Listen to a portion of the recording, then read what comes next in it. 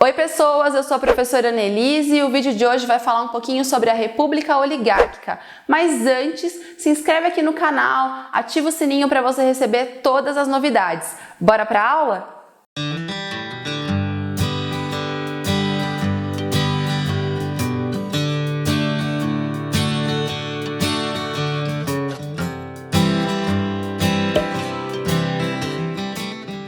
Bom, o período da República da Espada, ele se encerra com a eleição do Prudente de Moraes, o primeiro presidente civil brasileiro. Então, a partir desse momento, a gente vai ter o início da chamada República Oligárquica ou também República do Café com Leite. Esse é um longo período de duração da história republicana brasileira, que vai então desde 94 até 1930, com a Revolução de 30 do Getúlio Vargas.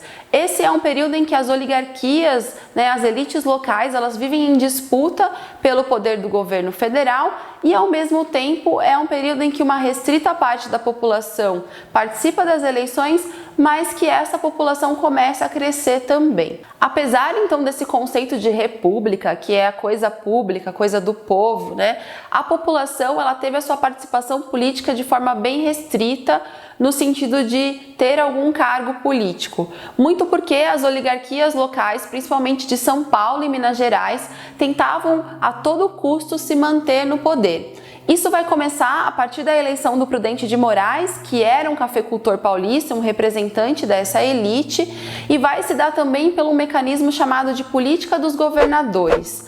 Nesse mecanismo, o governo federal e o governo estadual, eles trabalhavam meio que juntos, trocando favores para poder fazer com que o governo estadual conseguisse eleitores e conseguisse eleger um representante da oligarquia para ser alguém do governo federal. Então, tecnicamente, o que acontecia?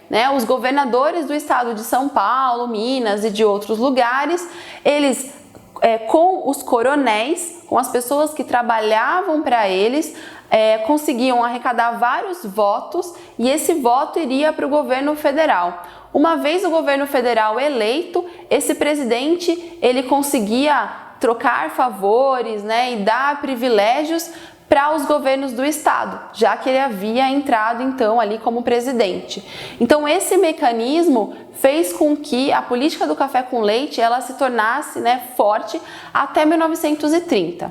É importante falar que foi uma política que não aconteceu de forma ali restrita, não foram todos os presidentes que eram paulistas ou que eram mineiros, mas de certa forma os presidentes que não eram desses lugares, eles representavam alguma oligarquia local. Bom, eu falei do papel aí do coronel para essa política dos governadores. O coronel era um representante ali da elite agrária, geralmente era um membro da elite ou alguém que trabalhava para um dono de fazenda e ele tinha o papel de conseguir fazer com que as pessoas votassem para aquele candidato ali que era aliado a ele. Então, por muitas vezes, o coronel fez a prática do chamado coronelismo, que era você conseguir esses votos por meio da troca de favores, o chamado clientelismo. Então, muitas vezes ele pagava, de repente, uma cesta básica ou ele colocava essa pessoa em algum cargo público depois que o seu aliado tinha sido eleito. Alguma troca de favores esse coronel fazia. Além disso, o voto feito nesse momento, esse voto obrigatório em determinado político, era considerado o voto de cabresto. O cabresto ele era utilizado nos cavalos aqui para tampar os olhos deles para que eles não se distraíssem, olharem para o lado. Então essa ideia era a mesma aqui na questão da eleição. O cidadão ele iria votar naquele governante que o coronel exigia. E por que isso acontecia com facilidade? Porque o voto era aberto, o voto não era secreto e ele era feito em cédulas. Então, por muitas vezes, os historiadores encontraram documentos em que as cédulas estavam rasgadas, estavam riscadas, ou por muitas vezes era feito boca de urna, então na frente do lugar onde ia ter a eleição existia propaganda sobre determinado político. Muitas vezes também, na hora de fazer a soma, contagem dos votos, era somado de forma, errada, mas óbvio, com uma atitude ali de somar mais votos para determinado candidato e menos votos para outros. Então, por muitas vezes essas eleições foram fraudadas. Você não tinha uma legitimidade dessa eleição. Essa questão do voto de cabresto também é interessante, é importante a gente entender, porque a maioria da população brasileira vivia na pobreza, não tinha a questão da educação básica ou ensino secundário e vivia muitas vezes desses favores que os coronéis faziam. E também não tinha essa questão do voto, da eleição, como algo importante, como algo que fosse alterar as estruturas da sociedade. É por isso que muitas vezes essas pessoas se vendiam e vendiam o seu voto. Essa República do Café com Leite, então, ela foi possível graças a esses mecanismos e basicamente a gente tem o estado de Minas Gerais, que tinha uma população muito grande, que podia votar, e o estado de São Paulo, que era o estado onde você tem a economia do café, que era o principal produto de exportação na época, disputando as eleições. Então eles alternavam o poder a cada 4 anos, um presidente de São Paulo e um presidente de Minas Gerais. E todo esse sistema só era possível graças a esses mecanismos que eu já falei para vocês. Pensando na questão econômica, o café continua sendo o principal produto de exportação do Brasil e a principal fonte de renda e da economia. A questão é que a elite cafeeira acabou produzindo demais, trouxe uma superprodução para aquilo que os mercados conseguiriam consumir. Isso vai ser um problema, porque quanto mais estoque você tem, mais prejuízo para a elite cafeeira. A questão aqui é que os políticos da época vão acabar tentando resolver essa questão, esse problema, emprestando dinheiro de fora. Então a gente vai ter um empréstimo chamado Funding Loan. Esse empréstimo foi feito com banqueiros ingleses pelo Brasil e consistia na ideia de ter esse dinheiro para pagar dívidas públicas, para investir na produção cafeeira. Esse empréstimo, essa questão aí foi muito importante, porque caso o Brasil não conseguisse pagar essa dívida, todo o lucro da alfândega e da estrada de ferro brasileira teria que ser voltado para o pagamento dessa dívida. De certa forma, esse empréstimo foi bom, foi importante para levantar a economia depois do encilhamento, mas também tinha essa ameaça o tempo todo de caso a dívida não fosse paga. Outra maneira de reduzir os problemas com a superprodução do café foi o chamado Convênio de Taubaté. Nessa reunião, nesse convênio, a elite cafeeira paulista, principalmente aqui no interior de São Paulo, vai se reunir e tomar a decisão de que eles iriam intervir na produção do café. Como eles fariam isso? Essa elite do café, ela iria emprestar dinheiro no exterior para depois comprar as sacas de café excedentes para que o preço no mercado dessas sacas de café diminuísse, para que esses fazendeiros não tivessem problemas e prejuízos. Isso é uma grande questão aqui, porque essa elite cafeeira está usando do seu benefício público de conseguir emprestar dinheiro para benefícios particulares. Então a gente percebe aí que nesse momento a política, a economia e as questões públicas e particulares ficam bem estreitas e ficam bem confusas também. É importante criticar essa situação porque o benefício público que esses governantes tinham não dava o direito deles investirem nos seus negócios particulares, mas era o que acabava sendo feito. Essa questão do convênio de Taubaté, ela acabou amenizando, abaixando o preço dos produtos, exportados, mas não resolveu de vez a crise de superprodução.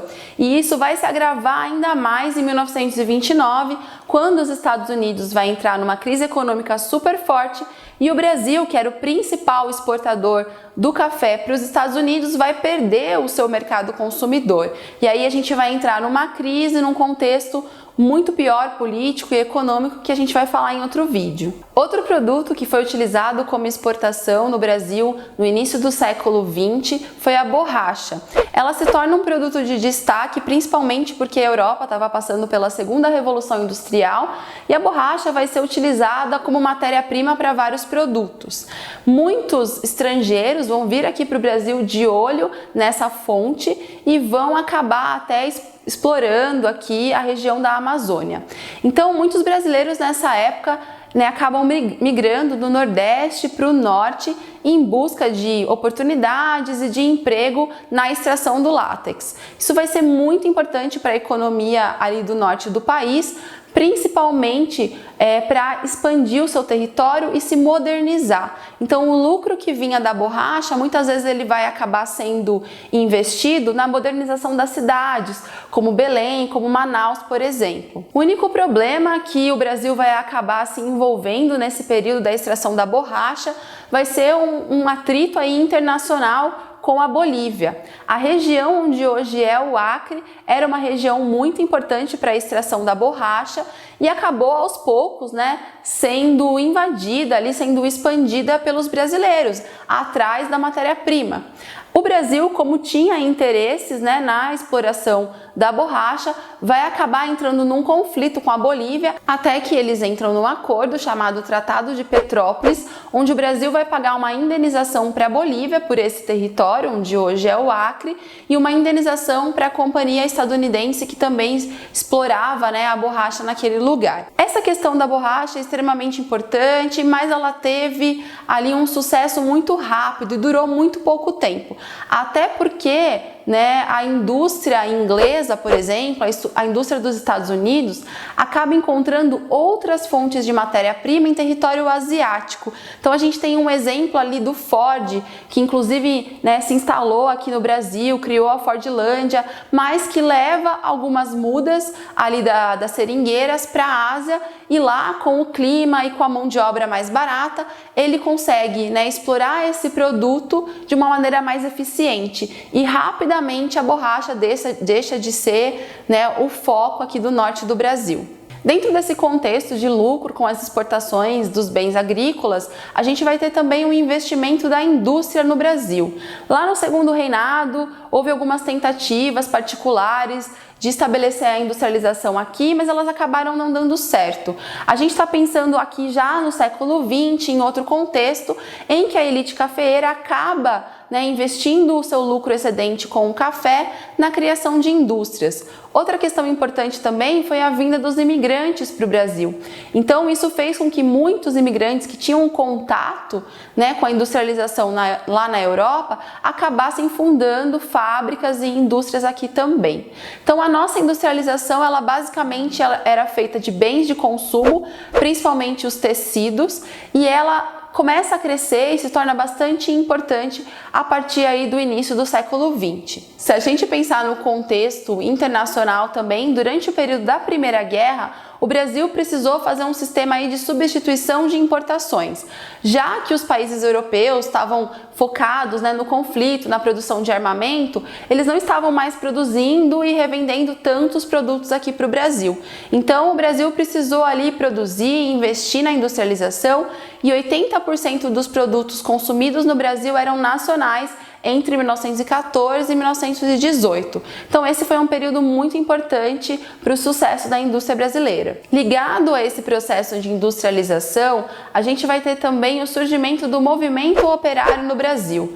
É importante ressaltar que a população urbana do Brasil estava crescendo muito por conta dessas modernidades, dessa industrialização, e aí muitos trabalhadores urbanos, operários, vão acabar se organizando e pedindo melhorias trabalhistas. É legal entender também que o Estado brasileiro, com essa política liberal que ele tinha, descentralizadora, não achava ali que era ideal o Estado dar leis trabalhistas ou interferir nessas condições. Para o Estado brasileiro, cada dono de fábrica teria ali a sua forma de se organizar e de combinar a situação toda com os seus operários. Mesmo assim, os operários se organizam, até porque eles não tinham ali uma base salarial, trabalhavam de 15 a 18 horas por dia, muitos operários trabalhavam muito tempo e também junto com as famílias, as mulheres e as crianças, que acabavam trabalhando o mesmo tempo do homem, mas recebendo menos. Então toda essa situação se agrava. Outra questão importante também para o movimento operário é a influência dos imigrantes europeus, principalmente os italianos. Eles vêm aqui para o Brasil, né, para São Paulo principalmente, e já tem essa ideia de organização operária, de movimento social lá na Europa. Então trazem aqui para o Brasil todas essas ideias e essa organização que vão influenciar de certa forma o movimento operário. Para vocês terem uma ideia, existiam muitos jornais escritos em italiano, em alemão, que convocavam, né, a população operária, os imigrantes, para se unir ao movimento operário. Então isso influenciou bastante essa organização. O problema é que o governo brasileiro, como eu já disse, via a questão social como caso de polícia. Então, por muitas das vezes que os operários se reuniram, tentaram fazer greves, manifestações, eles eram reprimidos violentamente pela polícia, muitos presos, detidos, e isso fez com que o próprio governo tomasse algumas atitudes para tentar frear o movimento operário. Para vocês terem uma ideia, o movimento operário e a influência dos imigrantes era tão forte que em 1907 o governo criou uma lei chamada Lei Adolfo Gordo. Essa lei autorizava a expulsão de estrangeiros que tivessem de alguma forma envolvidos com manifestações, com greves, com movimentos operários considerados subversivos. Outra lei importante foi a chamada Lei Celerada. Essa lei, aprovada pelo Congresso, ela instituía que qualquer manifestação, qualquer movimentação operária, sindicatos, movimentos fossem reprimidos ou fossem fechados. Então a gente percebe por essas leis que existia, né, ali por parte do governo uma tentativa de reprimir e de acabar com esses movimentos operários. Isso acabou não dando muito certo, porque os operários passaram a se organizar de forma melhor e houve um crescimento desses movimentos. Inclusive, uma greve que vai ser simbólica e extremamente importante vai ser a greve de 1917 aqui em São Paulo. Essa greve vai fazer ali com que várias pessoas se reúnam, se manifestem e que o governo olhe para o movimento operário de outra forma. Então, após essa greve que mobiliza tanta gente, o governo vai trazer algumas mudanças. Uma dessas mudanças foi a recontratação de operários que tinham sido demitidos por terem influenciado greves ou terem organizado algumas greves. Vai ser também um aumento do salário dos operários dessas fábricas e uma promessa do governo de se esforçar para melhorar a condição de vida desses trabalhadores. Quando a gente pensa na sociedade desse período, é interessante a gente entender dois movimentos, um de permanência e um de ruptura.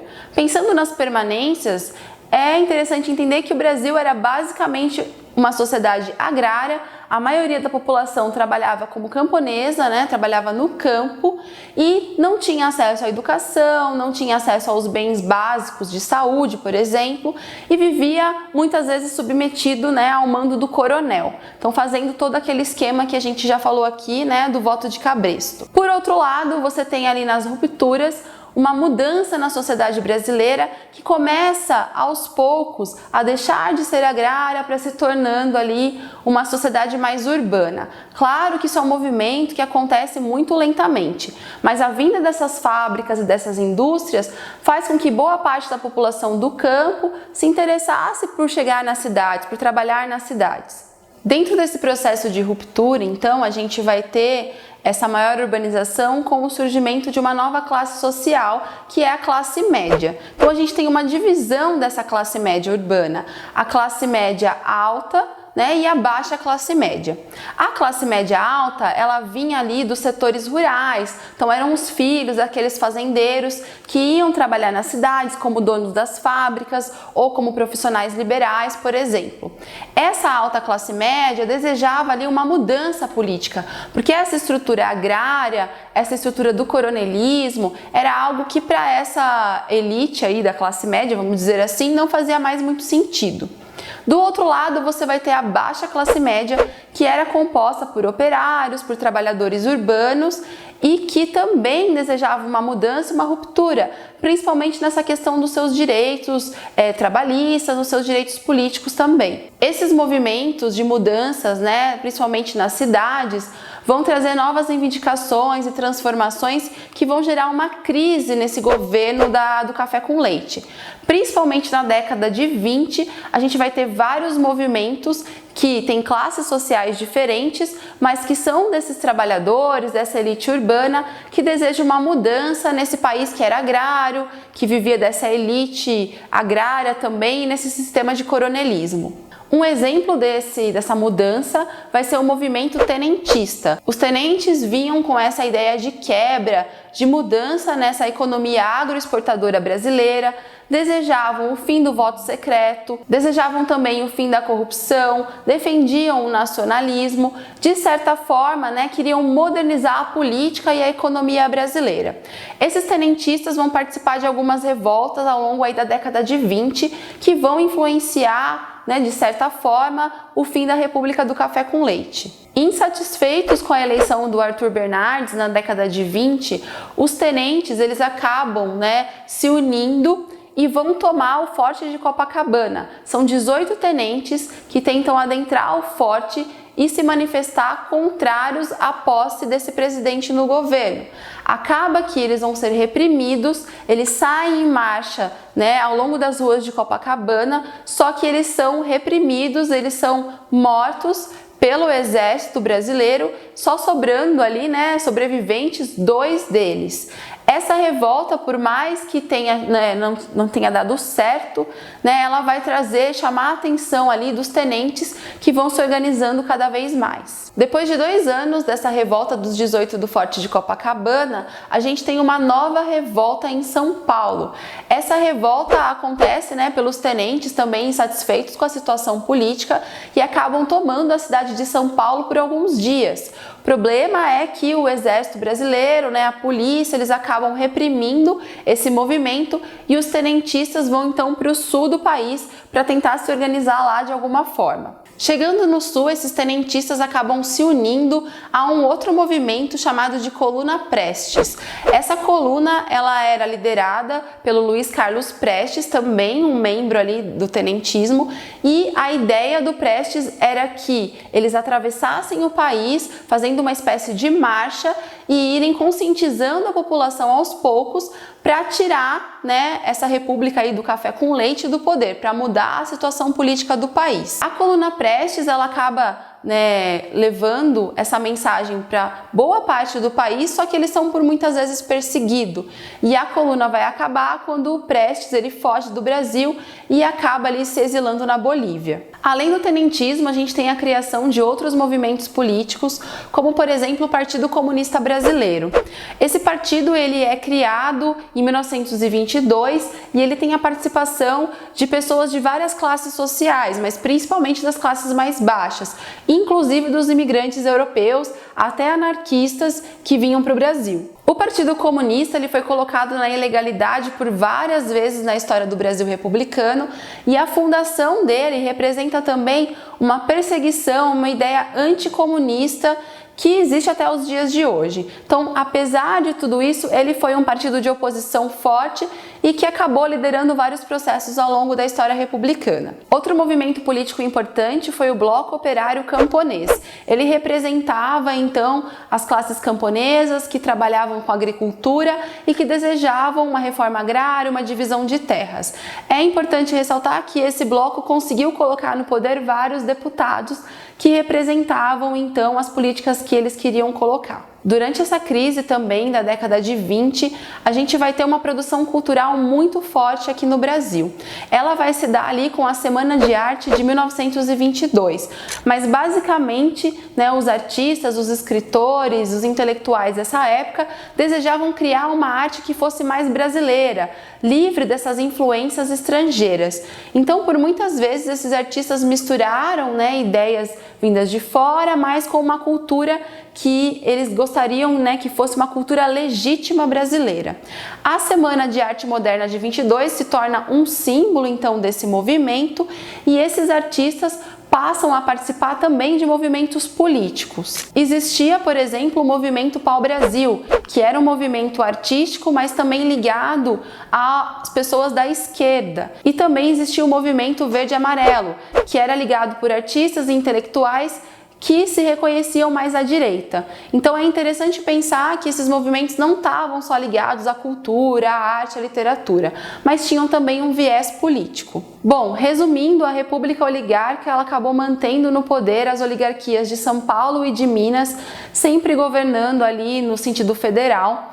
Isso foi feito justamente com a política dos governadores, com o coronelismo e com o voto de cabresto. Essas estratégias mantinham ali as mesmas oligarquias no poder e faziam com que essas oligarquias acabassem ali liderando também a questão econômica. Pensando em economia, o café continua sendo o principal produto de exportação e esses políticos muitas vezes vão utilizar, dos benefícios públicos para o particular, para essa exportação, para essa manutenção do café como um produto importante. Pensando em sociedade, a gente tem uma mudança ali, uma transformação, uma sociedade que vai crescendo e se tornando urbana. Isso acaba influenciando também em movimentos operários, em mudanças também de pensamento político que vão levar à crise da Primeira República.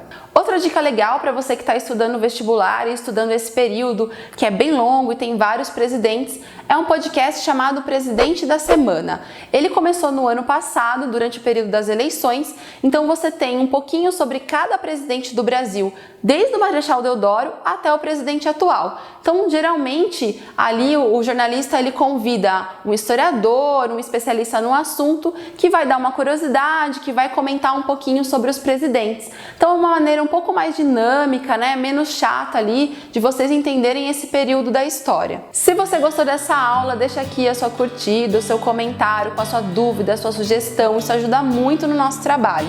Compartilha também nas suas redes sociais, marca aquele amigo que está precisando do conteúdo. Além disso, também tem mapa mental lá no meu perfil do Instagram, @profenelise. Então confere lá, tem mapa mental dessa aula e de todas as aulas que eu dei aqui. Legal? Até a próxima aula!